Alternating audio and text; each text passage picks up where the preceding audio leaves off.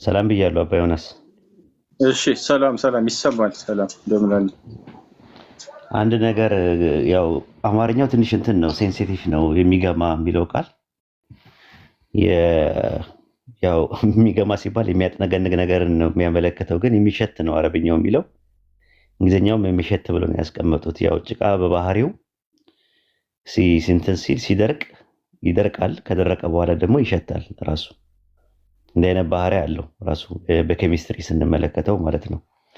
እና ያለውን የጭቃውን ፕሮሰስ ነው የሚያካሄደው። መጀመሪያ አፈር ይላል፣ ከዛ አንድ ቦታ ላይ ደግሞ ውሃ ይላል። ውሃና አፈር ሲቀላቀል ጭቃ ይሆናል ማለት ነው። ከዛ ደግሞ ደረቅ ይለዋል፣ ይደርቃል። ከዛ የሚሸት ይለዋል። ከሚላል ሚን የምትል አረፍ ጀራለች አረብኛው ላይ። እና ባህሪያቱ ነው ራሱ የአፈሩን የተለያየ የመጣበትን ፕሮሰስ ባህሪያቱን እንደሚያሳየው እና ምንም እንትን የሚለው ነገር የለም። ግን እንትኑ ጭቃው ሲቆይ የመሽተት ባህሪ ያለ ወይስ የለውም? በኬሚስትሪ አባ ዮናስ። እኔ እዚህ ጋር ጥያቄ የለብኝም። ለታላቁ አብርሃም እንዳልኩት ምንድነው ኦሪጂኑ? አሁን ለምሳሌ በእኔ እምነት፣ በእኛ እምነት ኦሪጂን የመሽተት ባህሪ የለውም ነገር ነው። ከዛ ፕሮሰሱ ግን ያሸተዋል ነገር ነበር የኔ አረዳድ ማለት ነው። የኔ መረዳት እንደዛ ነው። የእናንተ መጽሐፍ ምን ላይ ኦሪጂን ማለት አሁን ጭቃ ብቻ አይደለም። በእኛ አስተምሮ ማለት አክሲማሮስ ለምሳሌ አንብበው ሊሆን ይችላል። እዛ ላይ ከጭቃ ብቻ ፈጠረው አይደለም የሚለው፣ ከእሳት አለ፣ ውሃ አለ፣ ነፋስ አለ እና እነዚህ ሲቀላቀሉ አይዋ ትክክል። እና ከነዚህ ጋር ሲሆን የመሽተት ነገር አልተጻፈም፣ አላነበብኩም። አክሲማሮስን የጻፈው ማን ነው? እንግዲህ ዮሐንስ አፈወርቅ ነው የሚሉም አሉ አይደለም። እንደገና እንትናም ማን ነው ስሙ? ይሄ አንድ መጽሐፈ ቅዳሴ ኤጲፋኒዮስ። ማን? ኤጲፋኒዮስ። አመሰግናለሁ። ኤጲፋኒዮስ ትክክል። አንድ ቅዳሴም አለው። ከየት መጣው? እና አራቱ ከየት መጣው? ምንጩ እሱ ከየት መጣው? አራተኛ ክፍለ ዘመን ላይ ነው የነበረው። ከየት መጣው? እሱ መንፈስ ቅዱስ ገልጾለት ነው። እንግዲህ አሁን በዚህ ዘመንም በማንኛውም ሰዓት መንፈስ ቅዱስ ተገለጸለት። ለኔም ተገልጾልኝ ለኔም ሊገልጽልኝ ይችላል። ከየት ምንድነው ማስረጃው? መንፈስ ቅዱስ ስለመገለጹ ምን ኢንትሮዳክሽን ላይ እንደዛ ይላል? መንፈስ ቅዱስ ከገለጸልህ በማንኛውም ሰዓት ኢንትሮዳክሽኑ በዛ ላይ መንፈስ ቅዱስ ይገልጽለታል። እንደዛ ከሆነ ሪቪሌሽን ነው መጽሐፉ። አክሲማሮስ ሪቪሌሽን ነው። ይኸውልህ ምንድን ለማለት ፈልጌ ነው፣ መንፈስ ቅዱስ በማንኛውም ሰዓት አይወሰንም፣ ወይም ደግሞ በዘመን የተወሰነ ምን ለማለት ፈልጌ በሐዋርያ ዘመን ብቻ ሰርቶ መንፈስ ቅዱስ እርሶ ጋር አለ ወይም የለም፣ መንፈስ ቅዱስ ይሰራል አይሰራም ሳይሆን መንፈስ ቅዱስ ከሆነ ያጻፋቸው አክሲማሮስ ዲቫይን ሬቪሌሽን ነው ወይ? እንደዛ አይደለም እኮ እሱን ነው እኮ የምለው እኮ። ስለዚህ ኦተንቲክ እንትን ውስጥ ከቀኖና ውስጥ የሚቀንንም አይደለም፣ ኢቭን በእንትን ውስጥ የተቀመጠ አይደለም። ሃጂግራፊካል ውስጥ ናቸው ያሉት እንትን ናቸው እነዚህ። አሁን ለትምህርት በኋላ እዛ ላይ ለትምህርት ለተግሳጽ የሚባሉ ናቸው። አይታመንም።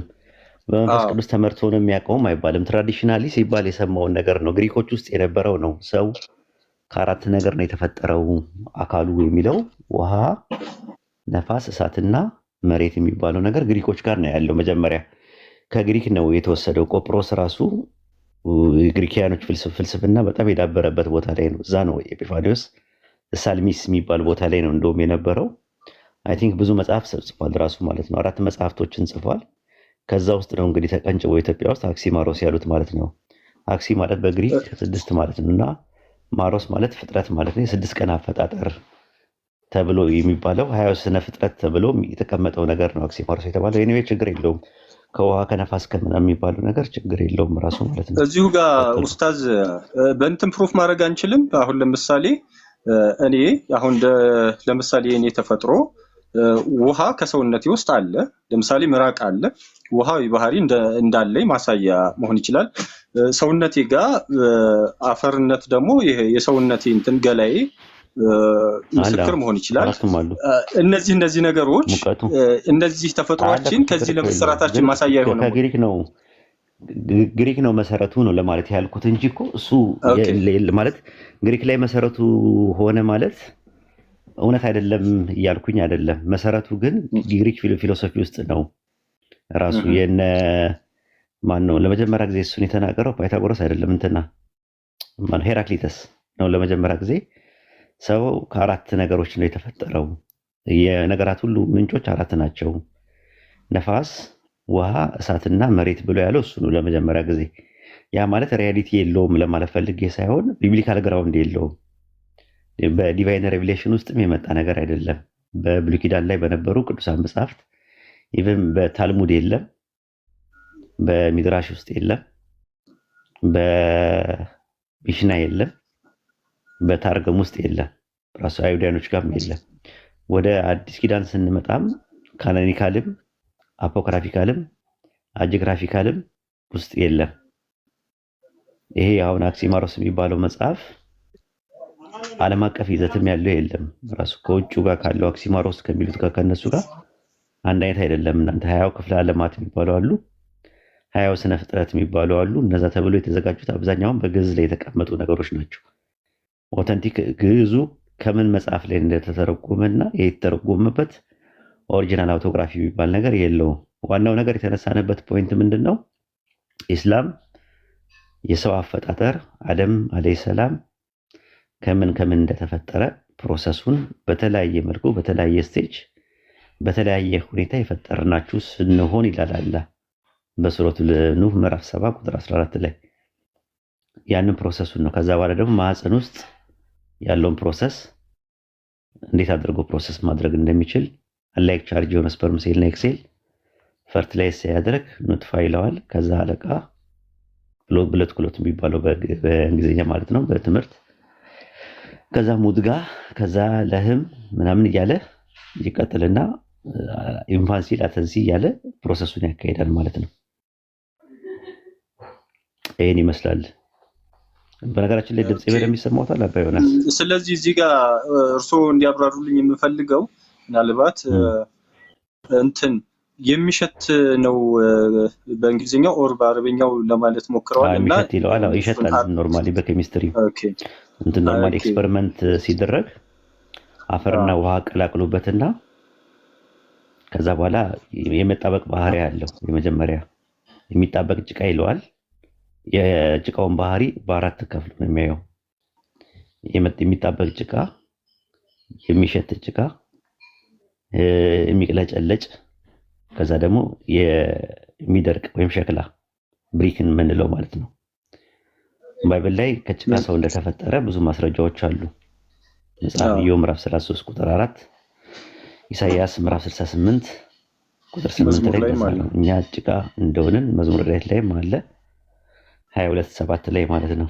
እና የተለያየ ቦታ ላይ ከጭቃ እንደተፈጠረ ይናገራል። እንደ እርጎ አረጋኸኝ ይለዋል፣ እንደ ውሃ አፈሰስከኝ ይለዋል። ስፐርም ሴሉ ደግሞ ፕሮሰስ አድርጎ የረጋ ደም ነገር የሚመስል ነገር አለ። እንደ እርጎ አረጋኸኝ ይለዋል እንደ ቁርአኑ ኢዮብ ላይ።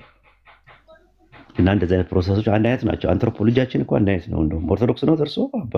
ያው አብዛኛው ይሄ ሚስጥረ ስላሴ ካልሆነ እኔም በገባኝ አንትሮፖሎጂ ላይ ዳይኮቶሚ ናቸው እናንተ ዳይኮቶሚ ናቸው። አብዛኛው እርሶ እንዳሉት እኔም በገባኝ መጠን ዳይኮቶሚ ነው ወይስ ትራይኮቶሚ ነው የሚቀበሉት እርሶ አንትሮፖሎጂ ላይ? ምን አሉኝ? አንትሮፖሎጂ ላይ ወይም ስነሰብ ጥናት ላይ ቴዎሎጂያችሁ ትራይኮቶሚ ነው ወይስ ዳይኮቶሚ ነው የናንተ? ይሄ ዳይኮቶሚ እሱን ትንሽ ኤክስፕሌን አድርግልኝ። አዎ ዳይኮቶሚ ማለት ሰው ማለት የሁለት ነገር ውቅር ነው። የመንፈስና የአካል ውቅር ነው። ነፍስ የሚባለው ደግሞ ኢንተርቼንጅ ሆኖ ይመጣል። ለአካልም ለስጋም ይሆናል የሚል ትምህርት የኦርቶዶክስና የሙስሊም ትምህርት እሱ ነው። ፕሮቴስታንት ደግሞ ሰው ትራይኮቶሚ ነው፣ ሶስት ክፍል አለው ብሎ የጳውሎስን አንደኛ ተሰሎንቄ 5:23 ይጠቅሳሉ። መንፈስ፣ ነፍስ፣ ስጋ የሚል እና የትኛው ነው የሰው ሁለንተና ብለው የሚያምኑት? የትኛው ነው? ትራይኮቶሚ ነው ወይስ ዳይኮቶሚ ነው? ይሄ አሁን የመጀመሪያው ዳይኮቶሚ ጋር እንዳሉት እርሶ እንዳሉት ወደዛ ነው ሳይት ላደርግ የሚችለው። ኦኬ እዚሁ ጋር ግን ኡስታዝ ከይቅርታ ጋር እንዴ ሳይወጡ እዚህ እንትን ሽታ ይሄ ጭቃ ሽታ ፖዚቲቭ ኦር ኔጌቲቭ ሊሆን ይችላል። እርሶ እንደሚያውቁት ማለት ያው እንደሚያውቁት ሽታ ሁለት አይነት መጥፎ ሽታ ሊኖር ይችላል፣ ክፉ ሽታ። ቁርአኑ ለማስቀመጥ የሞከረው መልካሙ ሽታ ነው ክፉውን ሽታ ነው አልተገለጸም። ሽታ ነው የሚለው አማርኛ ላይ ነው የሚገማ ብሎ ያስቀመጠው። በሌላ አይነት መልኩ ልናገኘው አንችልም ክፉ ሽታ መሆኑን። ለምሳሌ ይቅርታ ስለጣልቃ ስለገባው ይሄ ኢብሊስ በሌላ የቁርአን ክፍል ውስጥ አልሰግድም ያለበት አንዱ ምክንያት ይሄን ከአፈር ያበጀኸው ይሄ እኔ እኮ እሳት ነኝ በሚልበት ክፍል ላይ አንዳንድ ኔጌቲቭ ነገር ለመሆኑ ማሳያ ዛጋ አፈር ዝቅ ያለ ነው ከእሳት ከፍ ያለው ነው ለማለት ሲፈልግ ነው እንጂ ስለ ጭቃ አይደለም የሚያወራው። እሱ ክሌም ያደረገው እኔን ከእሳት ነው የፈጠርከኝ ማለትም የላቀ ተፈጥሮ አለኝ ነው ለማለት የፈለገው። ስለዚህ ኮራ ራሱ ትዕቢቱን ነው የሚያሳየው ያዕቆብ እንጂ እሱ ነው የእሱ ፖዚሽን ነው ራሱ። ትዕቢት አብዛኛው የሚተብቱ ሰዎች ራሳቸውን የሚቆልሉት በራሳቸው መንገድ ራሳቸውን የሚያስቡት ነገር ነው እንጂ ፈጣሪ በዚህ መልኩ ነው ብሎ አይደለም። አንዳንድ ሰዎች በመልካቸው እኔ ቀይ ስለሆንኩኝ እንትን ነኝ ብለው የአፓርታይድ የሚባል ስርዓት ገንብተዋል። ጥቁርን የማሳነስ ይሄ የራሳቸው ነው፣ አላህ ዘንድ አይደለም ያለው። አላህ ዘንድ የሚለውና ሰዎች ራሳቸው ፎርሙሌትድ አድርገው የሚያመጡት ነገር እንደሚለያይ ሁሉ ኢብሊስም የራሱን ፎርሙሌትድ የሆነ ነገር ነው የተጠቀመው እንጂ ስታንዳርድ አድርጎ አላወጣለትም። አፈርና እሳት በጥንተ ተፈጥሯቸው አንደኛው ከአንደኛው ይበላለጣል የሚለው የሱ እንትን ነው፣ ሚስ ኢንፎርምድ ነው ኢብሊስ። ስለዚህ አልተብራራም በሚለው እንያዘውና እንለፈው። አዎ እንትኑን በኔጌቲቭ ይሁን በፖዚቲቭ ይሁን የሚሸት የሚለው ነገር አልተቀመጠም። ግን እንዲሁ ስናየው ያው አፈር እንትን ሽታ ነገር አለው፣ ጥሩ ያልሆነ ሽታ አለው ይላሉ ኬሚስቶች ራሱ ማለት ነው። ቁርአኑ ላይ ግን አልተገለጸም። ግን ኬሚስቶቹ እንደዛ ነው የሚሉት፣ ሽታ ነገር አለው ይላሉ። ማለት አንድ ነገር ሲሸተን ጥሩ ነገር ሲሆን እንደ ሽታው አይነት ሲሸተን ጥሩ ነው እንላለን። እንደገና ደግሞ የሚያጥነገንግ ነገር ሲሆን ማለትም ለአፍንጫችን ጥሩ ነገር ሆኖ ካልተሸተተ ደግሞ መጥፎ ሽታ ነው ይባላል። እና የአፈር ሽታ በኬሚስትሪ ከሆነ ያው ጥሩ ነው ተብሎ ከሚመደብ ውስጥ አይደለም። ራሱ አፈሩ ጭቃው ሲቆይ የሚሸተው ሽታ ቴስት ማድረግ ይችላል። እርሶም እኮ እኔ ቴስት አድርጌዋለሁ ጭቃን ራሱ በራሴ ማለት ነው። እስቲ ሌው ምናምን ብዬ ጭቃ እንዲቆይ በማድረግ የሚሸት። በነገራችን ላይ እንደው እዚሁ ጋር አንድ ላይ አድርገው እንዲመልሱት አላቅም በሳይንሱ ምን እንደሚባል እንትኑ የለኝም። ነፍሰ ጡሮች ብዙ ጊዜ ይወዱታል ይባላል። ይሄ ጭቃ በተለይ ዝናብ ሲጥለው አይደለም ውሃ ሲነካው እሱ የቆየ እሱ ሲነካውና ውሃው እንደነካ በእርጥበቱ ነው። ይሄኛው ግን ሲቆይ ነው የሚሸተው። ራሱ ልዩነት አለ። የመጀመሪያው እሱ የግድግዳ አፈር ራሱ ውሃ ሲነካው የሆነ ሽታ አለው። እንኳን እርጉዞችና ኖርማል ሰውም የሆነ ነገር ሽታው ደስ ነው የሚለው። ዝናብ በዘነበ ሰዓት አፈር በተለይ የግድግዳ አፈር ቀይ አፈሩ መሬት ላይ ሆኖ የሆነ ሽታ አለውና ልጅ ሆነን እንቀምሰው ነበረ። ምንድነው ቴስቱ ምናምን ብለን እንኳን አይደለም እርጉዝ ይቅርና ማለት ነው። ስለሱ አይደለም ቁርአን እያወራ ያለው።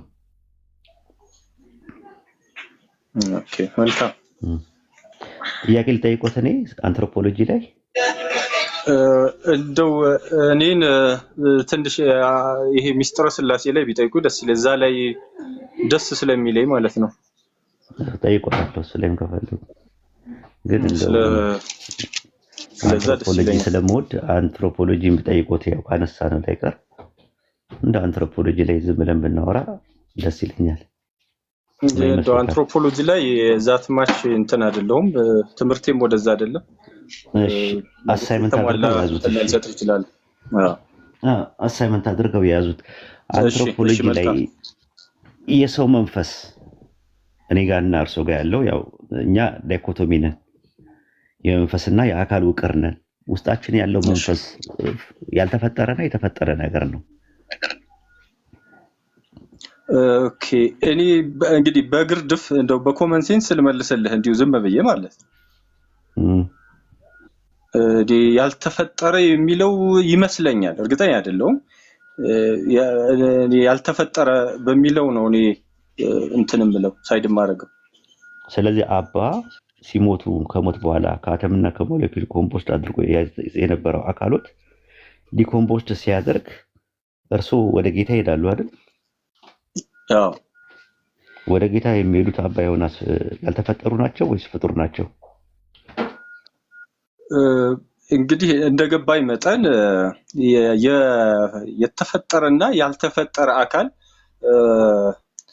ውህድ አንድ ላይ ማለት አሁን ላይ አይደለም ነገር ነው የሚለው ትምህርት ምን ነበረ ማለት ነው? እኔ ያልተፈጠርኩኝ ከሆንኩኝ የት ነበርኩኝ? ኦኬ እኔ አሁን ከምን አንፃር መሰለህ እንደዛ ያው እንደነገርኩህ እንደው ዝም ብዬ በኮመን ሴንስ እንጂ እንትኑ የለኝም። ምንድነው ይሄ እፋለበት የሚል ቃል አለ በእኛ መጽሐፍ ማለት ነው። ይሄ መጀመሪያ አዳምን ከጭቃ አበጀው ይልና ከዛ የህይወት እስትንፋስ እፋለበት ይላል። ያ እስትንፋስ ደግሞ የአምላክ እንደመሆኑ መጠን ያልተፈጠረ ነው በሚለው ነው ይሄን ነገር እንትን ለማለት የሞከርኩት። ህይወትና እንትን የኛ ሁለቱም የተፈጠሩ ነገሮች ናቸው። የሆነ የተፈጠረ ነገር ነው። ከተፈጠረ ነገር ጊዜው ሲደርስ ይነፋል ብለን ነው ምናምነው። የተፈጠረ ነገር አፈር ለአካላችን የተሰራው ከአፈር እንደሆነ ሁሉ ሩሃችን ወይም መንፈሳችን ውስጥ ያለው የተሰራው ሩህ ከሚባል ከተፈጠረ ነገር ነው። በአደም ጀርባ ያለ ነው ያ ነገር የተፈጠረው ብለን ነው ምናምነው። ጊዜው ሲደርስ አላህ ሕያው ያደርግበታል አካላችንን። ሕያው የሚሆነው እሱ ስላለ ነው። እሱ ሲሄድ ወደ ጌታ ወደ አላህ ሲሄድ ይሄኛው ዲኮምፖዝድ ያደርጋል፣ ይፈራረሳል። ይሄ ነው ትምህርታችን። እኛ የኢስላሚክ አንትሮፖሎጂ ይሄ ነው ትምህርታችን። ሁለቱም ያልተፈጠረ ነው። ሁለቱም ያልተፈጠረ ነው። ሁለቱም የተፈጠረ ነው። የተፈጠረ ነው። ኦኬ እስቲ ሙሉ ለሙሉ ፍጡር ነው። ያልተፈጠረና የተፈጠረ የሚባል ነገር የለም። በእርሶም አጨቃጫቂ ነው እናንተ ጋር ያለው ትምህርት ምንድነው? አንትሮፖሎጂው ውስጡ ያለው መንፈስ የተፈጠረ ነው ወይስ ያልተፈጠረ ነው በሚለው ጭቅጭቅ አለው ራሱን የቻለ። በተለይ ፕሮቴስታንት ጋር ወጥ የሆነ ትምህርት የለም። ኦኬ መልካም። እስቲ እንትን ልበታለሁ። ችግር የለም። ስላሴ ላይ አጥንተዋል ብዙ በግርድፍ ነው ያው የተሟላ እንትን የለኝም፣ ግን በግርድፍ ይሻላል ባይ ነኝ እንደው። ኦኬ እኔም ስላሴ ላይ ነው ያጠናሁት፣ ትሪኒቲ ላይ ነው ያጠናሁት። ማውራት እንችላለን ከፈለገ። የፕሮሶፖን እና ኡሲያ ልዩነታቸው ምንድነው? ትሪኒቲ ላይ እንደው እንትኖቹ ነገሮችን በአማርኛ ብናደርጋቸው ደስ ይለኛል። ዛትማች ቴዎሎጂ ካጠኑ ብዬ ነው። አይ እንትኑ ነው እኔ አጥኖቼ ሳይሆን ኖርማሊ በራሴ ፐርሰናል ጥረት ነው። ኦኬ ፕሮሶፖ ማለት ያው ማንነት ማለት ነው። ኡሲያ ማለት ምንነት ማለት ነው በአማርኛ። እሱ ነው የእንትን ማለት ነው። አምላክ በማንነት ስንት ነው በእናንተ ትምህርት? ማንነት ማለት ይሄ አካል ብለን ነው በአማርኛ። አካል ያው ሶስት አካል የምንለው ማለት ነው። ሶስት አካል ከዛ ደግሞ ምንነት ደግሞ አንድ። ይሄ ምንነቱ ወይንም ደግሞ ይሄ አምላክነት የምንለው ደግሞ አንድ ማለት ነው። እኔ የሚለው ማንነትን ነው ምንነትን ታሳቢና ዋቢ ያደረገ ነው። እኔ ሲል ምንነቱን መሆኑ ነው። ምንነት ማለት ይሄ አምላክነት ነው። እኔ ስል አሁን ለምሳሌ እኔ ስል ማንነት ነው ወይስ ምንነት ነው? ኤጎ እኔ ስትል ያው አንተነትህን ማለት ነው እኮ። ማንነት ነው ወይስ ምንነት ነው? ኤጎ እኔ ስትል ያው አንተነትህን ማለት ነው እንጂ ምንነቴን አይደለም። ምንነቴን ሰው ነው። ምንነትህን አይገልጸውም። ከፒኬ እና ከአባ ዮናስ የምንለይበት እኔ የሚለው ነው። እኔ ማለት ማንነት ነው። ፐርሰናል ፕሮናውን የምንለው ማለት ነው። ፐርሰንን ነው የሚያመለክተው አይደል? አይደለ ነው አይደለ? ዋው ይሰማል አይደለም ወይ? እኔ የሚለው ማንነት ነው ወይስ ምንነትን? እኔ የሚለው ማንነት ነው። ምንነትን አይደለም። አሁን ጥሩ። ከኔ በቀር ሌላ አምላክ የለም ብሎ የሚናገረው የትኛው እኔ ነው? ከኔ በቀር ሌላ አምላክ የለም ሲል አንድ ጊዜ 10 ሰከንድ ሰው መጥቶብኝ ነው።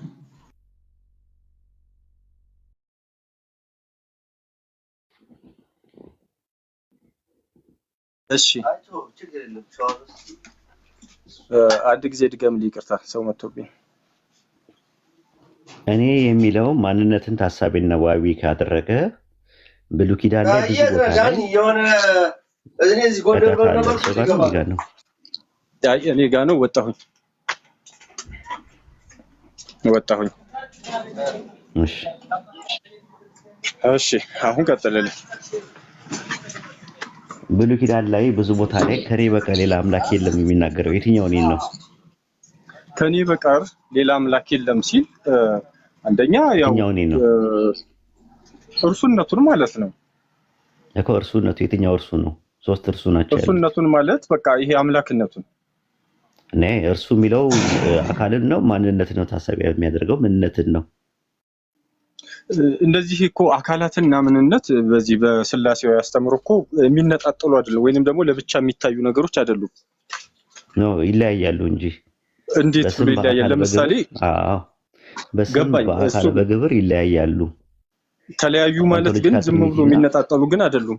ኦንቶሎጂካል ትሪኒቲ እና ኢኮኖሚክ ትሪኒቲ አንድ አይደለም። የምጣኔ ስላሴና የባህሪያዊ ስላሴ አንድ አይደለም። በእንትኑ ሞናርኪያን ትሪኒቲንም ሃይራርኪያ ትሪኒቲንም ሶሻል ትሪኒቲም የሚባሉ ነገሮች አሉ።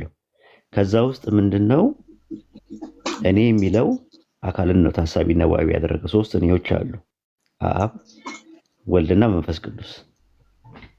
ስለዚህ ከሶስቱ ውስጥ የትኛው ነው እኔ እያለ የሚያወራው?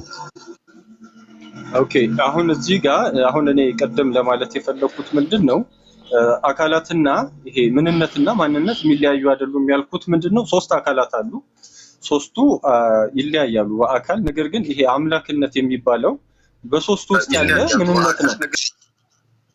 በሶስቱ ውስጥ ያለ ምንነት ነው ይሄ አምላክነት ማለት ነው እንጂ ተነጥሎ ያለ አይደለም፣ ሊሆንም አይችልም። እንደዛ ከሆነ እኔ ስለ ምንነት ላይ እኮ ጥያቄ አይሱ አይደለም ማለት የሚለያዩ አይደሉም ለማለት ነው። እነዚህ ነገሮች በምንነት ነው አንድ የተለያዩት ዲስቲንክት የሆኑት በአካል ነው፣ በምንነት አንድ ናቸው። እሱ ላይ አይደለም ጥያቄ። እኔ የሚለው የትኛው ዲስቲንክት ነው? ዲስቲንክሽን ውስጥ የትኛው ነው ኤጎ የሚለው? እኔ የሚለው አንድ ናቸው ነው። ምክንያቱም አንድ የሚሆነው መሰለኝ ምንነትንና ማንነትን አንድ ላይ የያዘ ነው። ይሄን ሲናገር ለምን ልገምሎትና እንትን ልበሎት አይ ቲንክ ማስረጃት እንዳይወላ ተታዳለ። እኔ የሚለው ኤጎ የሚለው አካልን ታሳቢና ዋቢ ያደረገ ነው። ግራማቲካሊ ከሶስቱ አካላቶች ውስጥ የትኛው ነው እኔ እያለ የሚያወራው? ጥያቄው እሱ ነው። ስለ ምንነት አልጠየቁም። ምንነት አምላክ ነው ምንነታቸው። ልከኛ ምንነታችን እኔ እርሶ ፔኬ ምንነታችን ሰው እንደሚባለው ሁሉ የነሱ ደግሞ ምንነታቸው አምላክ ይባላል በስላሴ ትምህርት። ከሶስቱ አካላቶች ውስጥ የትኛው ነው እኔ እያለ የሚያወራው? ኦኬ እኔ ሲል ይሄ አምላክ ይሄ ምንነት ነው። እኔ ሲል ምንነቱ ማለት ነው። ምንነት ግን ብቻውን ተነጥሎ አይታይም። ምንነትን ታሳቢና ዋቢ አድርጎ ይገባል ግራማቲካሊ በትሪኒቲ ውስጥና በእንትን።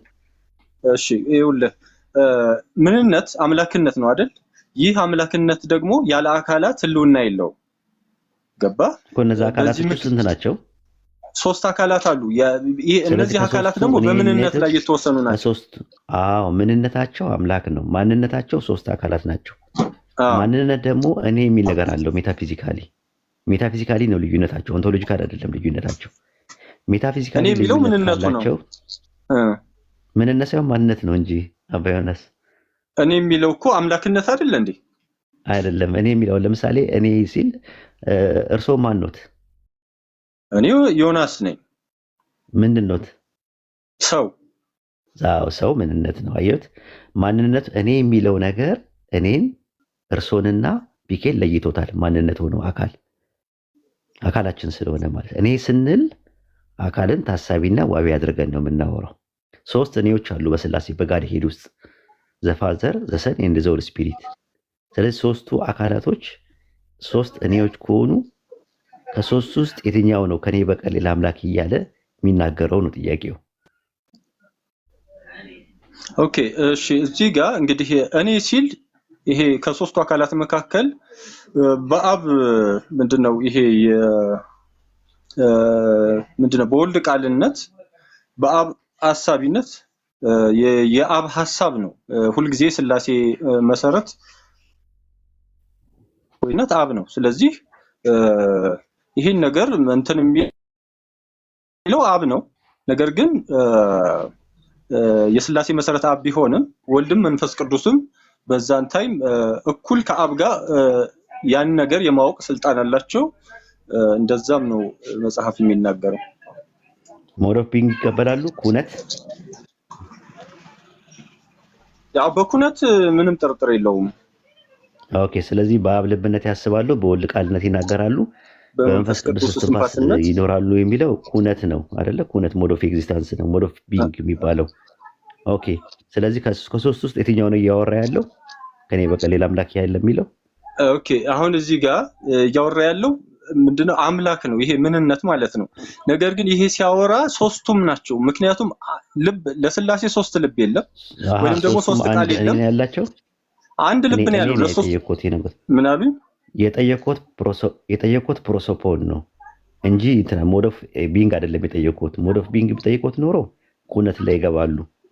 እየጠየቁት ያሉት ስለ ኢንዋርድ ፈንክሽን አይደለም እየጠየቁት ያሉት፣ ሞድ ኦፍ ኤግዚስታንስ አይደለም። ሞድ ኦፍ ቢንግ ቢጠይቁት ኖሮ ልክ ኖት። አሁን እየጠየቁት ያሉት ሜታፊዚካሊ ወይም ደግሞ ፕሮሶፖኑን ነው እየጠየቁት ያለው። ፕሮሶፖኑ እኔ የሚለው የትኛው ነው? ኦኬ። አሁን እኔ ሲል ሶስቱ አካላት አሁን ለምሳሌ አብ እኔ ነኝ ምንድነው? እኔ ሲል አብን ብቻ ሊወክል አይችልም በስላሴ አስተምህሮ። ወይንም ደግሞ ወልድ እኔ ሲል እሱን ብቻ ሊወክል አይችልም፣ መንፈስ ቅዱስንም አይወክልም። ፕሮሶፖን አይባሉ ማለት ነው። እኔ ሲል ፕሮሶፖን አይባሉም። እኔ ሲል ሶስቱንም ይወክላል ነው። አይወክልም። አረ እንደዛ የማይወክልበትን ያሳዩኝ። የማይወክልበት እንደዛ ከሆነ ሞንዳሊስቲክ ሞናርኪዝም ውስጥ ገቡ። የሰባሊዮስ ትምህርት ነው የገቡት። እንግዲህ ያዳመጣችሁ ናችሁ ያላችሁ፣ ከታች ያላችሁ እየሰማችሁ ነው ያላችሁት። አብ ወልድ መንፈስ ቅዱስ ስንት ነው ያላቸው? ስንት ነኝነት ነው ያላቸው? አንድ። እንግዲህ ኦርቶዶክሶች እየሰሙ ነው ከታች ያለው። ይሄ ደንበኛ የሰባሊዮስ ትምህርት ነው። ሰባሊዮስ የተወገዘበት ዋና ምክንያት የሱ ትምህርት ሞንዳሊስቲክ ሞናርኪዝም የሚባለው የሱ ትምህርት፣ ዳይናሚክ ሞናርኪዝም አለ፣ ሞንዳሊስቲክ አለ። ስለዚህ የሰባሊዮስ ትምህርት የተወገዘበት ምክንያት አብም ወልድም መንፈስ ቅዱስም አንድ እኔነት ነው ያላቸው ስላለ ነው። አይ ቲንክ እንደዛ ብለው ካመኑ አንድ እኔነት ማለት እዚህ ጋር ማስተካከያ የምሰጠው ምንድነው፣ ምናልባት የተሳሳተ ተረጓጉም እንዳይተረጎም እኔነት ሲባል ለምሳሌ አብ የሆነ ነገር ሲያደርግ፣ ለምሳሌ አብ ሙት ሲያነሳ ወይንም ደግሞ ወልድ ሙት ባነሳበት ሰዓት የአብም የመንፈስ ቅዱስም ስራ ነው ለማለት ነው። ይሄ እኔነት ያልኩት ማለት ለምሳሌ ወልድ ሲያስነሳ እንደዛ ለማለት ነው። እየደበላለቁ ነው አባ ዮናስዬ። ምክንያቱም የሚያዳምጥ ሰው ከታች የኦርቶዶክስን ትምህርት በተዛባ መልኩ እንዲረዳው ስለማልፈልግ እሱ እንትን ነው። ኢኮኖሚክ ትሪኒቲ ይባላል፣ አውትዋርድ ፈንክሽን ይባላል። በውጫዊ ግብር አብም ወልድም መንፈስ ቅዱስም አንድ ናቸው። በመፍጠር በስልጣን በማዘዝ በማዳን በምናምን የመሳሰሉት ነገሮች አንድ ናቸው ተብሎ ነው የሚታመነው። እኔ የጠየቅኩት ጥያቄ እኔ የሚለው ቃል አካልን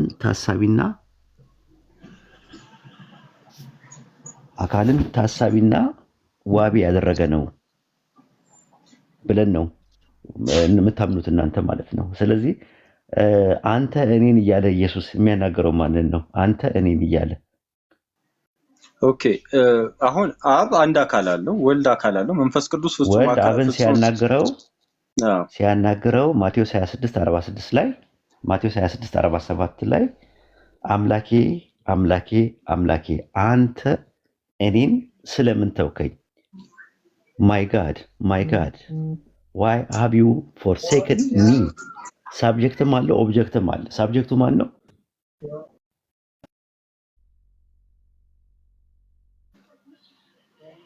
ሳብጀክቱ ማን ነው? እሺ ባለቤቱ አብ ነው። አብ ተጠያቂው ነው። ወልድ ደግሞ ጠያቂው ነው። ኦብጀክቱ ማን ነው? ወልድ ጠያቂው ነው። ኦብጀክቱ ኢየሱስ ነው።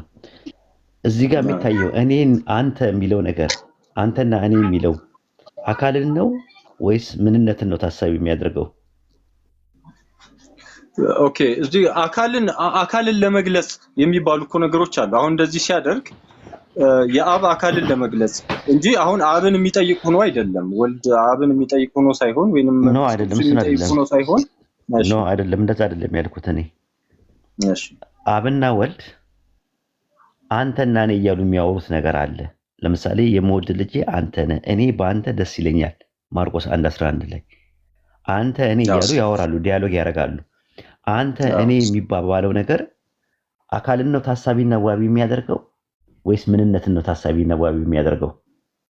እዚህ ጋር ለማስተላለፍ እየሞከረ ያለው አንደኛ አካላትን ለመግለጽ ነው። አንደኛው አካላትን ለመግለጽ ማለት አብ አንድ አካል እንዳለው፣ ወልድም የራሱ አካል እንዳለው፣ መንፈስ ቅዱስም አካል እንዳለው አንደኛ ለማስተላለፍ እንጂ አብ በራሱ ልብነት አይሚን ወልድ በራሱ ልብነት አብም በራሱ ልብነት ነው። እሱ እንትን ነው ወደ ፌግስታንስ እና በዛ ቃልነት እያወሩ ግን እንዳልሆነ እንዲታወቅ ነው ለማለት እንትን ማስተላለፍ ወደ ፌግስታንስ በሚለው እንይዛለን። እሱ ላይ አይደለም ጥያቄ። እኔ የሚለው አካልን ታሳቢና ዋቢ ያደረገ እንጂ ምንነትን ታሳቢና ዋቢ ያደረገ አይደለም። አካልን ታሳቢ ያደረገ ነው፣ ምንም ጥርጥር የለውም። ምክንያቱም አካልን ለመግለጽ ነው። ግን ለመግለጽ ብለህ ግን ትይዘዋለህ። አካልን ለመግለጽ የሚለው ኦንቶሎጂካሊ ሆኖ ይመጣል። ምክንያቱም ሶስት ምንድነው ይሄ ሶስቱ በአንድ ይስማማሉ። እዚህ በተለይ አንደኛ ዮሐንስ መልእክት አንደኛ ዮሐንስ 5 ላይ ያለው ሐሳብ እነዚህ ሶስቱ በአንድ ይስማማሉ ብሎ እዛው ጋር የሚገልጸው ቃል አለ። እሱ የላቲን ቮልጌት ላይ ጄሮም ነው በ382 ላይ የጨመረው እንጂ ግሪክ ማኑስክሪፕቱ ላይ የለም ራሱ ማለት ነው። ስኮላሮች እንግሊዝኛው ላይ እኮ ግን አለ። እርሶ አይተውታል ያስባል። ኪንግ ጀምስ ባይብል ላይ አለ። 1617 የተረጎመው ከላቲኑ ነው፣ ከጄሮም ላይ ነው የተረጎመው። ጄሮም ደግሞ የራሱን የፈጠረው የጨመረው ግሪኩ ላይ የለም፣ ሳይናቲከስ ላይ የለም፣ ቫቲካንስ ላይ የለም፣ ኤፍሬም ላይ የለም፣ ኮዴክስ ቤዛይ ላይ የለም። ራሱ ማኑስክሪፕቶቹ ላይ የሉም። የትኛውም የግሪክ ማኑስክሪፕት ላይ ጭማሪ ነው። ስኮላሮችም ይስማማሉ። አንደኛ ዮሐንስ መልእክት 5:7 ላይ በሰማይ የሚመሰክሩ ሶስት ናቸው፣ እነሱም አብ ቃልና መንፈስ ቅዱስ ናቸው የሚለው ጭማሪ ነው። አንድ ያዙልኝ። ሁለተኛ ነገር ደግሞ በአንድ ይስማማሉ የሚለው ደግሞ በእናንተም ትምህርት ከሄድን በአምላክነት ነው፣ በምንነት ነው። በአንድ ይስማማሉ የሚለው በማንነት አይደለም።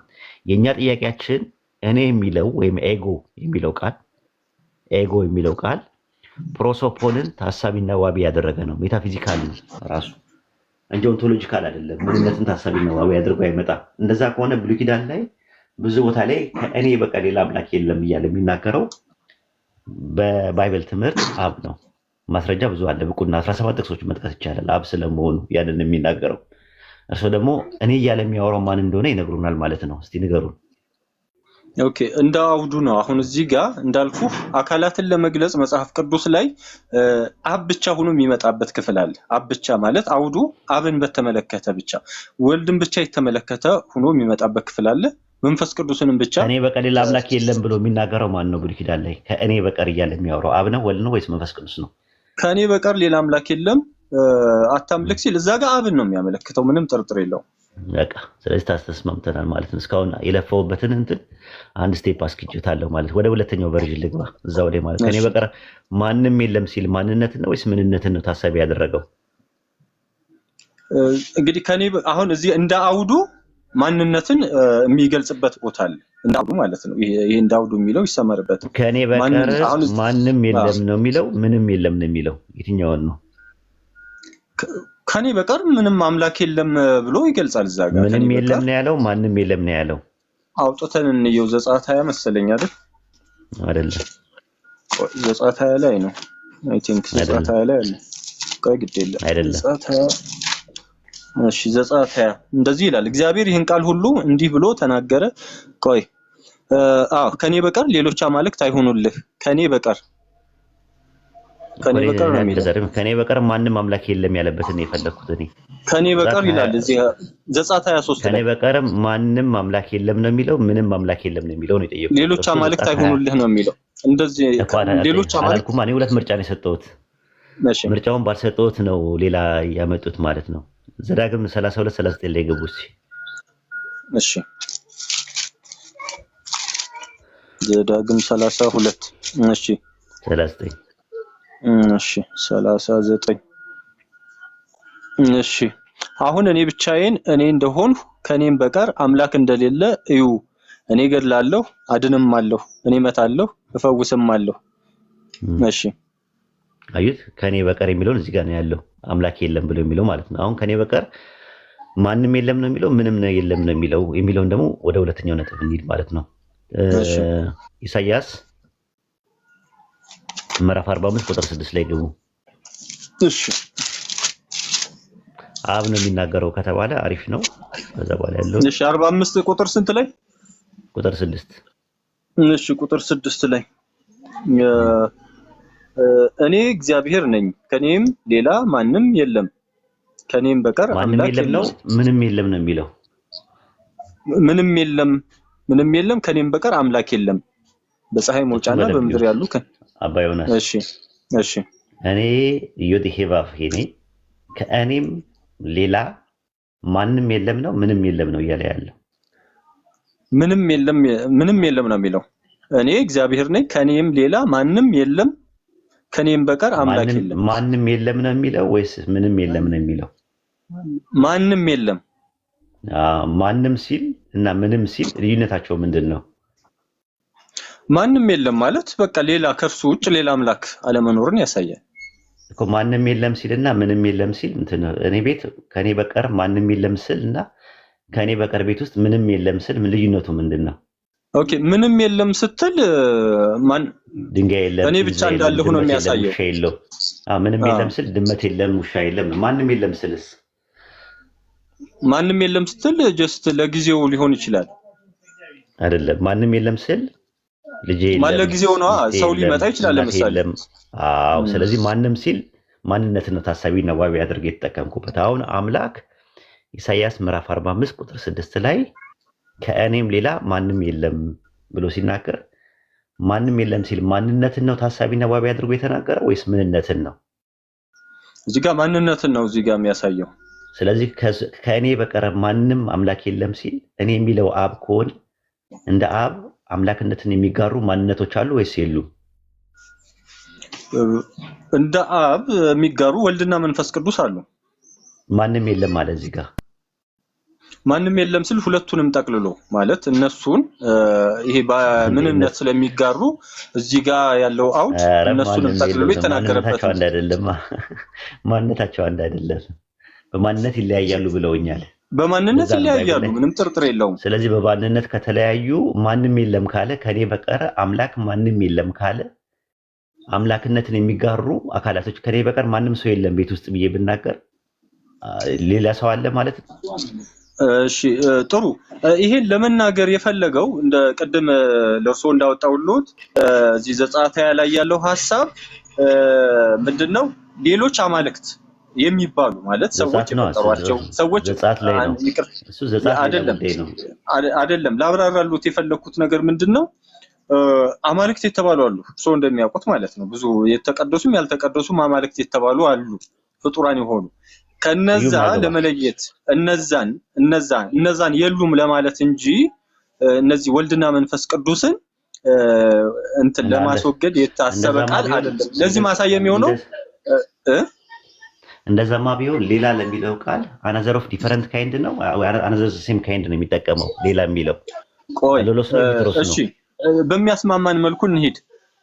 እንደዛ ከሆነ ኢሳይያስ 48 ላይ እነዚህ መንፈስ ቅዱስና መልእክተኛው ወይንም ወልድ ተጠቅሰዋል እርሶ እንደሚያውቁት። ይሄን ጨርስና ችግር የለም 48 16 እንገባለን። ይሄን ጨርስ ግድ ስለሚያገናኘው ብዬ ነው። ምክንያቱም እነዚህን ሽፍት እያደረጉ ነው ያሉት እኮ። ኢሳይያስ 45 ላይ ጠይቄ 48 16 ላይ ያለው እናየዋለን በቦታው። አሁን ጥያቄው እሱ አይደለም። ነጥቡ ያለው አማልክቶችን ለመለየት ነው አልኩት። አማልክቶች ሌሎች አማልክቶች አሉ። አማልክቶቹ ከአብ ጋር አናዘር ኦፍ ዲፈረንት ካይንድ ናቸው፣ ዘሴም ካይንድ ናቸው? በፍጹም አይገናኙም። ዲፈረንት ካይንድ ናቸው። አዎ። ስለዚህ እሱ የተጠቀመበት ሌላ ሲል አናዘር ኦፍ ዲፈረንት ካይንድ ነው፣ ዘሴም ካይንድ ነው የተጠቀመው? እዚህ ጋር እንግዲህ የተጠቀመው አናዘር ነው። አናዘር ዲፈረንት ካይንድ ነው፣ ዘሴም ካይንድ ነው የተጠቀመው? ሌላ እዚህ ጋር አናዘር ነው የተጠቀመው። ዲፈረንት ካይንድ ነው። አናዘር ሁለት አይነት አናዘር አለ። አናዘር ኦፍ ዲፈረንት ካይንድ አለ፣ አናዘር ኦፍ ዘሴም ካይንድ አለ። የትኛውን ነው የተጠቀመው? አናዘር ኦፍ ዘሴም ካይንድ ነው ወይስ ዲፈረንት ካይንድ ነው የተጠቀመው? ዲፈረንቱን ነው። አይደለም፣ ዘሴም ካይንድ ነው የተጠቀመው። እኔ የሚለው ቃል ግሪክ ሰብስቲዩሽንት ላይ ሲያስቀምጡ እኔ ለሚለው ቃል ከኔ ሌላ የለም ሲል ሌላ ለሚለው ቃል አሎሎስ ነው የተጠቀሙበት፣ ሄትሮስ ነው የተጠቀሙበት? አሮ ነው ንገረኝ። አሎሎስ ነው የተጠቀሙበት፣ ሄትሮስ አይደለም። ሄትሮስ ሲሆን አናዘር ኦፍ ዲፈረንት ካይንድ ይባላል። አለሎስ ሲሆን ደግሞ ማለት ዘሴም ካይን ይላል። ከዚህ ከኔ በቀር የኔን ኔቸር የሚጋራ ማንነት የለም እያለ ነው ያለው። ስለ ማንነት ነው እያወራ ያለው። አማልክቱ ከሆኑ ግን በማንነት ይለያያሉ። በምንነት ይለያያሉ። በምንነት አንድ ሆነው ያለ ማንነት የለም እያለ ነው ያለው ኢሳይያስ 45:6 ላይ ያለው። ኦኬ ስለዚህ ወደ አስታራቂ ሐሳብ እንምጣ። ይሄ እርሶ እንዳሉት ከሆነ ኢሳይያስ 48 ላይ እነዚህ አካላት ለምን መጡ? ወደዛ ሄደዋል እኮ ቶሎ ብለው ወደዛ ሄደዋል። ለምን መሰሉ? ቆይ ለምን መሰሉት ይሄን ያመጣውበት? እነዚህ አካላት አሁን እርሶ እንዳሉት ማብራሪያ ከሆነ እነዚህ አካላት ለምን መጡ? የመንፈስ ቅዱስ የሚባለው እንደገና ወልድ የሚባለው እነዚህ ለምን መጡ? እንግባ ኢሳይያስ 45:16 ላይ እንግባ። ከሆነበት ጊዜ በጀምሮ እኔ በዚህ 48 ላይ 48:16 እኮ እያነበብኩት ነው ያለው። እሺ ከሆነበት ጊዜ ጀምሮ እኔ በዚህ ያለው አሁንም አዶናይ ያህዌና መንፈሱ ልኮኛል ነው አይደል የሚል? ልከውኛል ብሎ የሚናገረው ተናጋሪው ማን ነው? እዛ ላይ ወልድ ነው። ማስረጃ ስጡኝ እስቲ። ማስረጃው እዚህ አዲስ ኪዳን ላይ መተን ነው የምናውቀው እኮ ቅዱስ ኤፍሬም ይሄንን ኢሳይያስ ነው ልኮኛል የሚለው ብሎ ነው ያስቀመጠው። ምን ይላሉ? እኔ የዮሐንስ አፈወርቅን ሐሳብ ነው መደግፈው። ዮሐንስ አፈወርቅ መጽሐፍ ቅዱስ ራሱን ይፈታል ብሎ ነው ምልሎት ነው። አሁን ተሳስቷል አልተሳሳተም ብዬ አልናገርም። ነገር ግን የዮሐንስ አፈወርቅ ንግግር ይገዛኛል። ዮሐንስ አፈወርቅ መጽሐፍ ቅዱስ ራሱን መፍታት ይችላል የሚለው ሐሳብ ይገዛኛል። ስለዚህ እኔ አልፈርድም። ስለዚህ ሁለቱም ማስረጃ ማቅረብ አለባቸው። አሁን ለምሳሌ በአይሁዳኖችም ታርገም ውስጥ ኢሳይያስ 48:16 ላይ ልኮኛል የሚለው ኢሳይያስ ነው ብሎ ነው ያስቀመጡት። ቅዱስ ኤፍሬም ዘሶሪያ ደግሞ ያስቀመጠው ልኮኛል የሚለው ኢሳይያስ ነው ብሎ ተናግሯል። እርሶ ደግሞ ዮሐንስ አፈወርቅ ኢሳይያስ 48:16ን ጠቅሶ ልኮኛል የሚለው ኢየሱስ ነው ብለዋል ያሉበትን ማስረጃዎትን ያቀርባሉ ማለት ነው። እንደሱ አይደለም እኔ ለማለት የፈለኩት አልሰሙኝም መሰል። ዮሐንስ አፈወርቅ መጽሐፍ ቅዱስ ራሱን መፍታት ይችላል የሚል የዘፍጥረት አንድምታን ሲተረጉም ያነበብኩት ክፍል አለና ኢሳይያስ 48:16 ገብቶኛል። ለማለት የፈለኩት ምን መሰሉት? ዘፍጥረትን አይደለም መጽሐፍ ቅዱስን ጀነራላይዝድ አድርጎ ራሱን በራሱ መፍታት ይችላል ብሎ ሐሳብ ሰጥቷል። እኔ ደግሞ ያንን ገዝቼዋለሁ። ስለዚህ መጽሐፍ ቅዱስ ላይ ነው እኔ የምጠቅሰው። መጽሐፍ ቅዱስ ራሱ አዶናይ የሚለው ለስላሴ ነው አይደል የምትጠቀሙበት? አዶናይ የሚለው ለአብም ለወልድም ለመንፈስ ቅዱስም ይሆናል። ስለዚህ አዶናይ የሚለው ሲንጉላር ነው ፕሉራል ነው? አዶናይ የሚለው ሲንጉላር ነው። ፕሉራል ነው። አዶኒ ነው ሲንጉላር ማለት ሲንጉላር ነው። በዕብራይስጥ ውስጥ እዛ ጋር ኢሳይያስ 48:16 ላይ ያለው አዶናይ ያህዌ ልኮኛል አለ። ስለዚህ ላኪው አዶናይ ማለት ጌታ ማለት ነው። ጌታዬ ማለት ነው ትርጉሙ። ፕሉራል ነው ፎርሙ አይደል? አዶኒ ነው ጌታ። ጌታዬ ጌታ የሚለው አዶኒ ሲንጉላር ነው። አዶናይ ደግሞ ሐሳቡ አንድ አይነት ነው። ግን እዛ ጋር አዶናይ የሚለውን እናንተ ለትሪኒቲ ነው የሚያመለክተው ብላችኋል። ኢየሱስን የላከው ማን ነው? አዶናይ ነው አይደል? ኢየሱስን የላከው ይሄ አንዱ አካል አብ ማለት ነው። ወይንም ደግሞ ስለዚህ አዶናይ ነው። እሱ አዶናይ ስለተባለ ሶስት አካል ነው። አብም አዶናይ ነው፣ ወልድም አዶናይ ነው፣ መንፈስ ቅዱስም አዶናይ ነው። ልክ ይሄ እግዚአብሔር አዶናይ ማለት እኮ ጌቶች ማለት ነው። አብም ጌቶች ነው፣ ወልድም ጌቶች ነው፣ መንፈስ ቅዱስም ጌቶች ነው ማለት ነው። ኦኬ እግዚአብሔር በሚለው እንትን ሽፍት ማድረግ ይቻላል። ምክንያቱም ጥሩ እግዚአብሔር የሚለው ቃል ሁሉ ይሆናል። እሺ ኦኬ እዛ ጋር አዶናይ ያህዌ እና ማን ልከውኛል የሚለው መንፈሱ። ስለዚህ አዶናይ የተባለው ማን ነው? እና ተብሎ መንፈሱ የተባለው ማን ነው? መንፈስ ቅዱስ ነው። አንዱ አብ ነው፣ አንዱ መንፈስ ቅዱስ ነው። ቃል በቃል አብ አዶናይ ነው፣ ጌቶች ነው። እንግዲህ እዚህ ጋር አሁን አዶናይ የሚገባበት ቦታ አለ። አሁን እዚህ ጋር አዶናይ አልገባም። ዞሮ እዚህ ጋር የገባው እግዚአብሔር በሚለው ቃል ነው። አዶናይና መንፈሱ ልከውኛል ሲል አዶናይ አብ ነው አዶናይ የተባለው። ቆይ እዚህ ጋር ይሄ እንደዚህ አይነት የዕብራውያን ቃላት የሚገቡበት ቦታዎች አሏቸው። ለምሳሌ ኤሎሂም ምናምን እንደዚህ የተለያዩ ቃላቶች አሉ። እነዚህ የሚገቡበት ቦታ አላቸው። እዚህ ጋር ግን ቃል በቃል የተጠቀሰው እግዚአብሔር በሚል ነው። ስለዚህ ይሄን ሐሳብ የምናየው እግዚአብሔር በሚለው ቃል ብቻ ነው። ስለዚህ አዶናይ ያህዌ እና መንፈሱ ልኮኛል ሲል ተላኪው አዶናይ የተባለው አብ ነው እያልከኝ ያለው? አዶናይ የተባለው ጌቶች የተባለው አብ ነው? አዶናይ ሊቃውንቱ ሲያስቀምጡ ሁሉም ቦታ ላይ ይሄን ቃላት አይጠቀሙ። አዶናይ ብቻ አይደለም፣ ብዙ አይነት ስሞች አሉ። ለአብ ብዙ አይነት ስሞች አሉ። ለወልድም ብዙ አይነት ስሞች አሉ። አዶናይ ነው ማወራ። አዶናይ የስሙ ትርጉም ምንድነው? ጌትነትን ያመለክታል።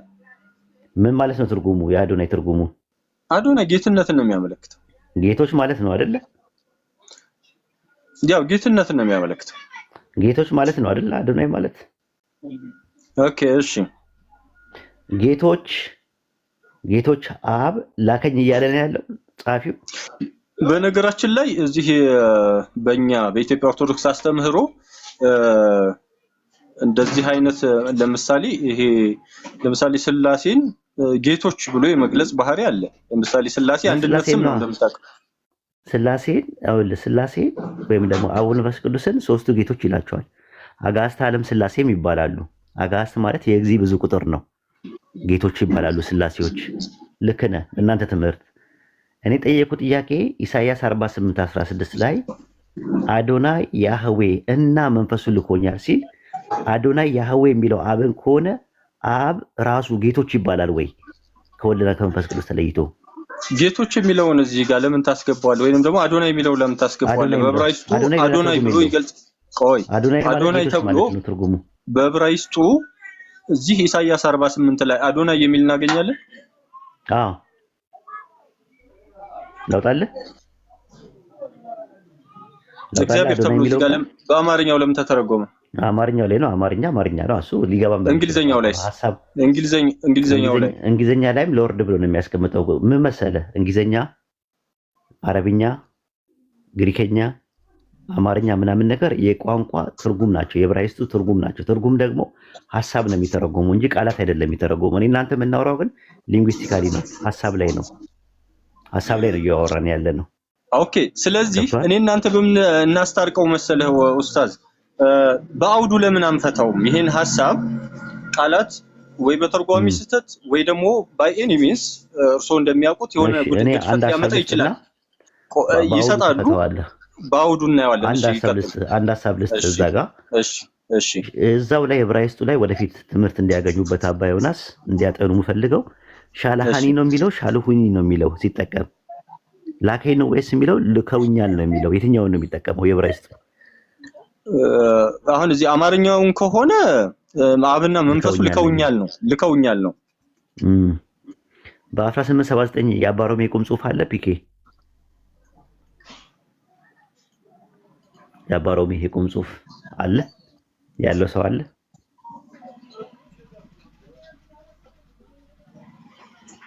ኦኬ። ሻላሃኒ የወሎት አባ የያዙ ነጥቦችን። እሺ። በዕብራይስጥ ሻላሃኒ ማለት ሻላሃ ማለት ላከ ማለት ነው። ሻላሃኒ ኒ ማለት እኔ ማለት ነው። ልኮኛል ማለት ነው ትርጉሙ። ያዙ። ቆይ አንዴ ድገሙልኝ።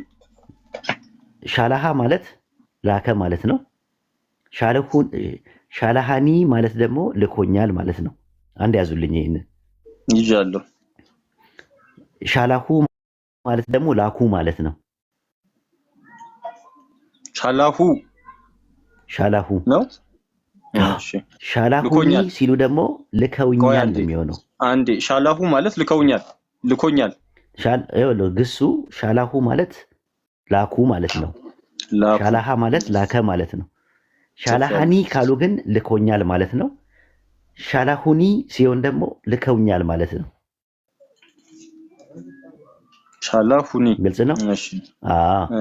አሁን እዛ ጋር ኢሳይያስ 48:16 ላይ ኢሳይያስ ሲናገር ሻላሃኒ ነው ሻላሁኒ ነው ብሎ የተጠቀመው የሚለውን አንድ ሰው ይከፍትሎታል ከፈለጉ ማለት ነው። እንዲያዩት ከፈለጉ ወይ ደግሞ አሳይመንት አድርገው ያዙት ከፈለጉ እና ወደ እርሱ መሄድ እንችላለን። እሺ። እዚህ ይሄ እንዳለ ይሁን ጽፌዋለሁኝ። ይሄን ሰርች አደርጋለሁኝ። ከአውዱ እንየው ይሄን ነገር። አሁን ይሄ እውነት ከሆነ አውዱ ይነግረናል። እዩት። ላንብበው። አንብቡት። እሺ መልካም እሺ ከ12 ያዕቆብ ሆይ የጠራሁህም እስራኤል ሆይ ስማኝ። ኢሳይያስ ነው ያሉኝ እርሶ። ስለዚህ አሁን ከአውዱ አንፃር ኢሳይያስ ከሆነ ነገር ያለው 12 ጀምሮ ያወራና ልክ 16 ላይ ሲደርስ እኮ እርሶ ያሉኝ ምንድነው? ኢሳይያስ ነው ያሉኝ አይደል? 16 ላይ ኢሳይያስ ነው። ምን ይባላል መሰረት? እሱ ጉራማይ ላይ እንትን ልበልና እርሶ ይተነትኑልኛል። እሺ እንትን ልበለውና ስለዚህ ኢሳይያስ ነው እርሶ ያሉኝ። ያዕቆብ ሆይ የጠራሁህም እስራኤል ሆይ ስማኝ። እኔ ነኝ፣ እኔ ፊተኛው ነኝ፣ እኔም ኋለኛው ነኝ። ይሄ አልፋና ኦሜጋ የሚባለው ማለት ነው። እጄም ምድርን መስርታለች፣ ፈጥሯል ማለት ነው። ቀኝም ሰማያትን ዘርግታለች። በጠራኋቸው ጊዜ በአንድነት ይቆማሉ። እናንተ ሁሉ በአንድነት ተሰብስባችሁ ስሙ። ከነርሱ ይህን የተናገረ ማን ነው? እግዚአብሔር የወደደው ፈቃዱን በባቢሎን ላይ ያደርጋል፣ ክዱም በከላውዲያን ላይ ይሆናል። እኔ ራሴ ተናግሬያለሁ፣ እኔ ጠርቼዋለሁ፣ አምጥቼዋለሁ። መንገዱም ትከናወንለታለች። ወደ እኔ ቅረቡ፣ ይህንም ስሙ። እኔ ከጥንት ጀምሬ በስውር አልተናገርኩም። ከሆነበት ዘመን ጀምሮ እኔ በዚያ ነበርኩ። እደግመዋለሁ፣ ከሆነበት ዘመን ጀምሮ እኔ በዚያ ነበርኩ። አሁንም ጌታ እግዚአብሔርና መንፈሱ ልከውኛል። አሁን እዚህ ጋር ወርታች መሄድ አያስፈልግም። ኢሳይያስ አስቀድሞ አልነበረም፣ እርሶ እንደሚያውቁት ማለት ነው። አሁን እዚህ ጋር እኛ በስላሴ ያስተምሩ በሐዲስ ኪዳንም እንደተጻፈው ወልድ ነው አስቀድሞ ነበረ ብለን የምናምነው። በዮሐንስ ወንጌል ላይ አብርሃም ሳይወለድን ያለው የሚለው 8:58 ይመስለኛል። ስለዚህ ወልድ ነው እንደዚህ የሚናገረው። ስለዚህ ኢሳይያስ በአብርሃም ዘመን አልነበረም እርሶ እንደሚያውቁት፣ ወይንም ደግሞ ከሆነበት ዘመን ጀምሮ እሱ አልነበረም። ስለዚህ አውዱ የሚናገረው ለወልድ ለመሆኑ ይሄ ማሳያው ነው። ይቀጥሉ። አዎ ጥሩ ነው። ግን ምንድነው አሁን አንድ ጥናት ሄርሜኔቲክስ የሚባል ጥናት አለ፣ የስነ አፈታት ጥናት ማለት ነው። ባይብል ውስጥ ጉራማይ ላይ አንቀጽ የሚባሉ አሉ። አምላክ ይናገርና መሀል ላይ ነብይ የሚገባበት ሰዓት አለ። ከኢሳይያስ መጽሐፍ ራሱ መረዳት ይችላሉ። እንደዚህ አይነት ወደ 20 ቃለው ነው። ከዛ ውስጥ ራሱ ከኢሳይያስ መጽሐፍ 2 ተጨማሪ ልስጦት። ልክ እንደዚህ አይነት ከላይ አምላክ ይናገርና አሁን ጌታ አምላክ ልኮኛል የሚለው ኢሳይያስ ስለመሆኑ ማስረጃ ኢሳይያስ ምዕራፍ 50 ቁጥር 3 ላይ አውጡት አንዴ። እሺ ኢሳይያስ ምዕራፍ 50 ቁጥር 3 ላይ እሺ 3 50 ምዕራፍ 50 ቁጥር 3 ሰማያትን ጥቁረት አለብሳቸዋለሁ፣ መጋረጃቸውንም ማቅ አደርጋለሁ። የደከመውን በቃል እንዴት ቆይ ማን ነው የሚያወራው? 3 ላይ ከላይ ነው ማን መሆኑን ከላይ ነው ከላይ ነው። እግዚአብሔር እንዲህ ይላል፣ እናታችሁን የፈታሁበት የፍቿ ጽሕፈት የት አለ? ወይስ እናንተ የሸጡ ከአበዳሪዎች ለየትኛው ነው? እነሆ ስለ ኃጢአታችሁ ተሽጣችኋል፣ ስለ በደላችሁም እናታችሁ ተፈታለች። በመጣሁስ ጊዜ ሰው ስለምን አልነበረም? በጠራሁስ ጊዜ የሚመልስ ስለምን አልነበረም?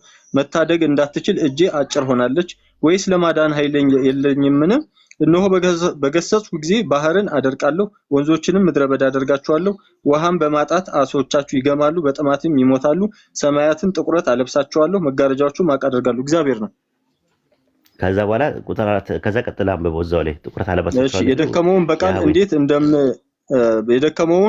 በቃል እንዴት እንደምደግፍ አውቅ ዘንድ ጌታ እግዚአብሔር የተማሩትን ምላስ ሰጥቶኛል። ማለዳ የደከመውን በቃል እንዴት እንደምደግፍ አውቅ ዘንድ ጌታ እግዚአብሔር የተማሩትን ምላስ ሰጥቶኛል የሚለው ባዩ ማን ነው? እዛው ላይ እዚህ ጋር ኢሳይያስ ነው።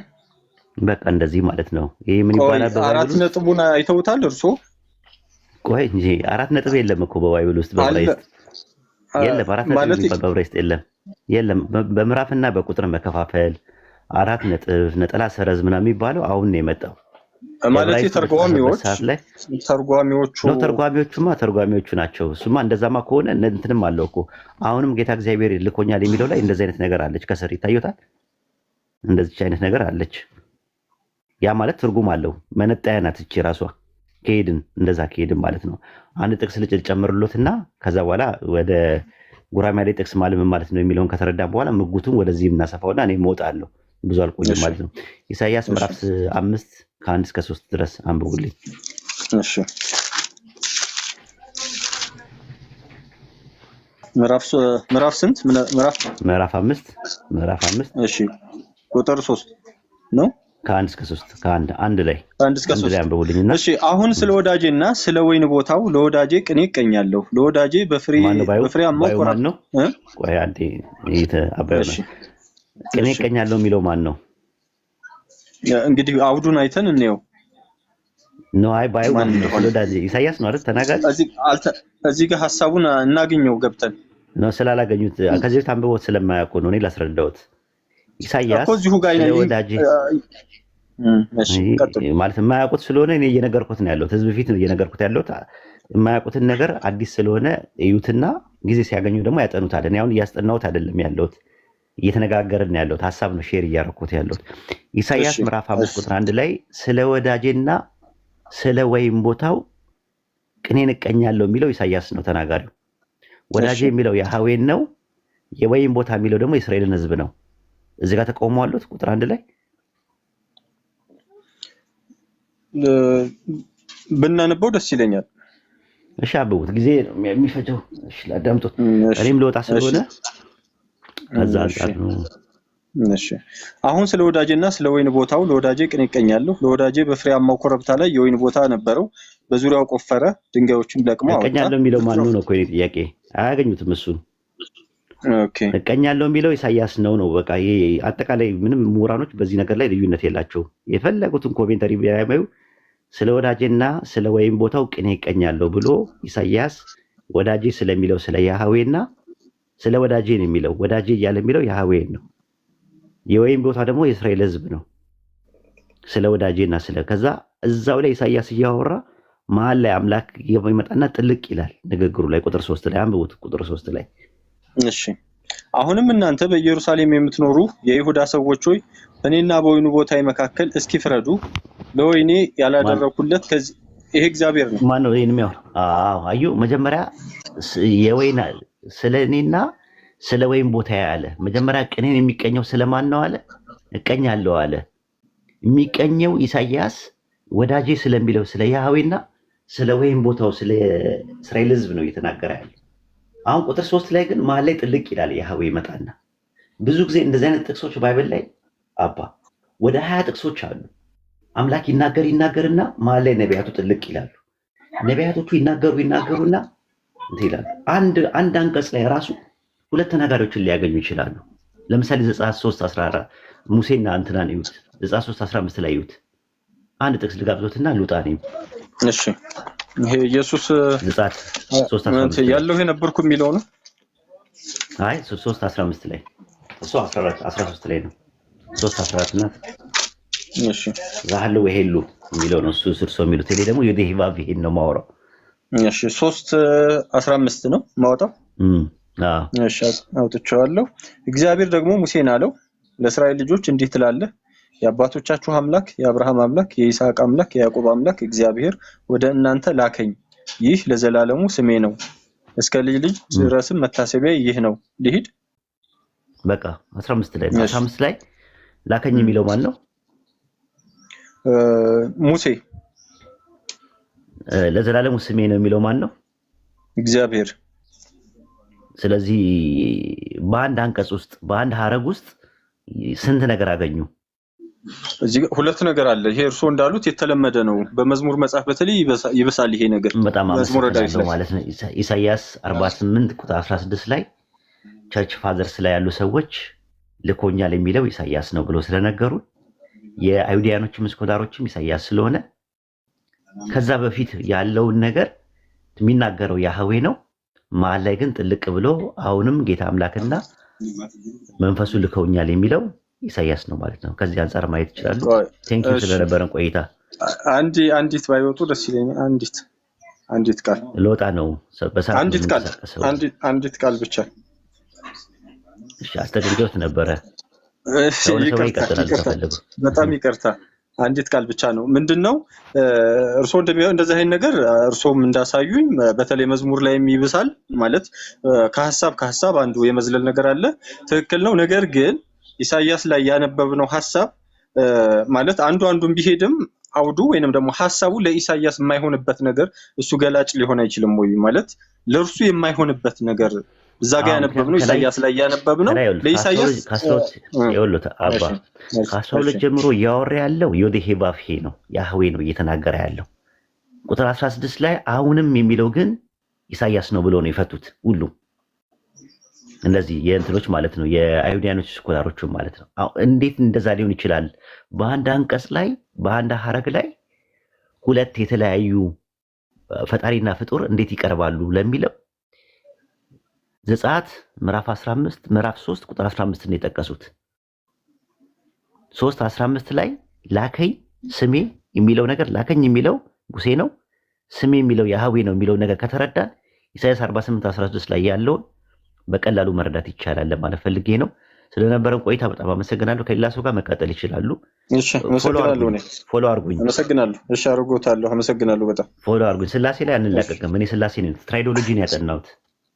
ትራይዶሎጂ ማለት ሚስጥረ ስላሴ ማለት ነው። እና ብዙ ጊዜን ያቃጥልኩት በዛ ስለሆነ በዛ ዙሪያ ላይ በስላሴ ዙሪያ ላይ እንደውም ሰው አይደፍርም ስላሴን ብዙ ጊዜ ነገረ ክርስቶስ ላይ ሌሎች ነገሮች ቅዱሳን መጽሐፍት ላይ ሳሊቬሽን ላይ ደህንነት ላይ ነገረ ደህንነት ላይ ምናምን ነው የሚያተኩረው። እና እርሶ ደግሞ በጣም እንትን ነው ባይዘወይ ድምጼ በደንብ ይሰማውት ነበር። ጉንፋን ነገር ግሩም ነበር። ግሩም ነው በጣም ይሰማል። እሺ እንግዲህ ይቅርታ ጠይቃለሁ። ለማስረዳት የሞከሩበት መንገድ ደስ ይላል። አዲስ ሲስተም መጥቷል እና ታች ያላችሁ ቪዲዮ ካልተከፈተ ታች ያላችሁ ሰዎች ድምጽ አይሰማችሁም። ለዛ ነው የጠቆረው። የኔ አባ ዮናስ ማው ፈልገውት አይደለም የኔ የከፈቱት ቪዲዮ ካልተከፈተ ታች ያለው አይሰማም ስለተባለ ነው። በዚህ መልኩ ይዩት። ወሰላሙ አለይኩም።